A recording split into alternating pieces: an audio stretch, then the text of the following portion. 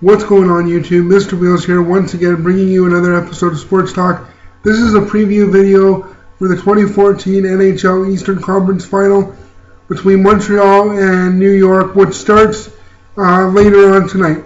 Now before I get started into what I want to talk about, I'd ask you to, as always, please like this video and subscribe to my channel. Please follow me on Twitter at Sledgehead86 and like my Facebook page, Mr. Wheels 86. I would really appreciate the support. And let's get into what I want to talk about. I have a lot I want to say, so please stick with me for as long as you can. New York and Montreal. It is the second original six matchup in the Eastern Conference that we've seen so far in these playoffs. Both teams are pretty evenly matched, and I want to start by talking about the goaltenders. Carey Price for the Canadiens, since the Olympics, has been absolutely unstoppable. He let in, I think, one goal against the Latvians in the Olympics during the preliminary round, and from the quarterfinals to the gold medal final, and up to most recently against the Boston Bruins, in any big game since then, he has been just on fire. And Henrik Lundqvist, on the other hand, had a disappointing defeat against Canada in the gold medal game, and he's played solid throughout these playoffs. So I think he's going to want to redeem himself a little bit and get to the Cup final. And either way you look at it, guys, for either team that makes it to the out of the East to the Cup final, it'll be roughly 20 years for either of them since they've last been there. Montreal doing it in 93, so I guess you could say 21 years. And New York won the 1994 Stanley Cup, so 20 years for them. And who do I give the edge to goaltending-wise? I like Henrik Lundqvist a little more than Carey Price, because let's face it, I'm not a Montreal Canadiens fan by any means, but I can't not go with popular opinion here in Canada.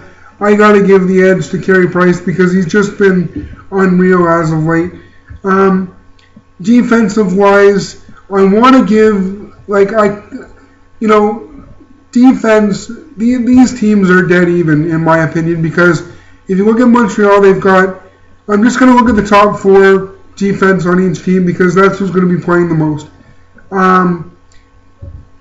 To start off with the Canadiens, PK Subban and Josh Gorges.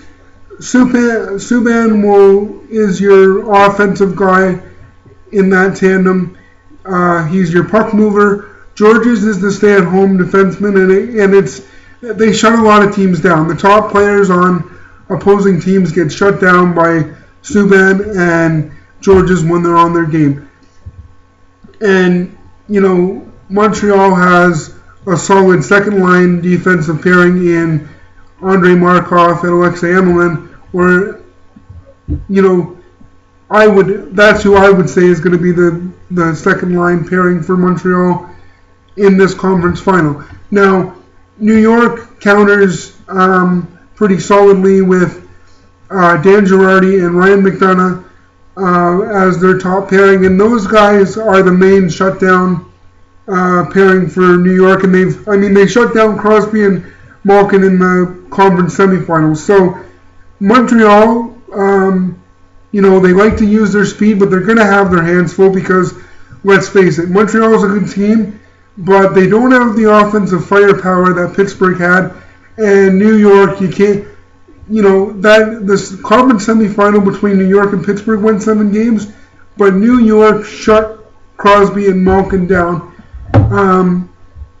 It didn't help that Crosby wasn't playing good to begin with, but you got to give credit to McDonough and Girardi for really shutting the door. And of course, Henrik Lundqvist played solid.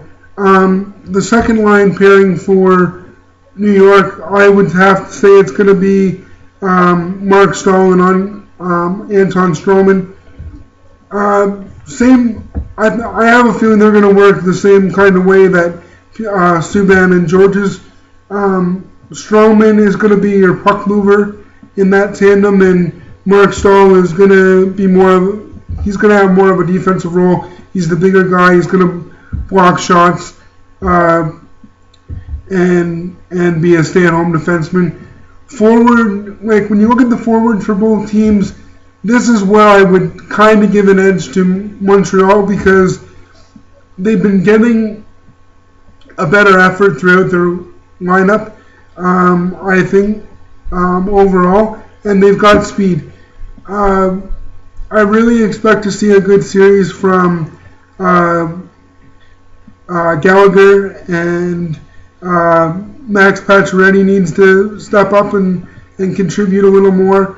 But I mean, when you've got a fourth line with the likes of Dale Weiss and Daniel Briere stepping up in the clutch, I mean, it could be anyone from Montreal, and New York's no slouch either. They've got a lot of offense on that team. Brad Richards and Rick Nash really need to get it going, and if they have a hope of beating Montreal, and they need to throw a lot of pucks at the net on Carey Price.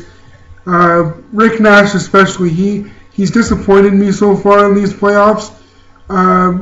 I hope to see a better effort out of him, but you know, New York, their style of just kind of, you know, crashing the net and grinding you out and wearing teams down is what's winning them like the two previous series, in my opinion.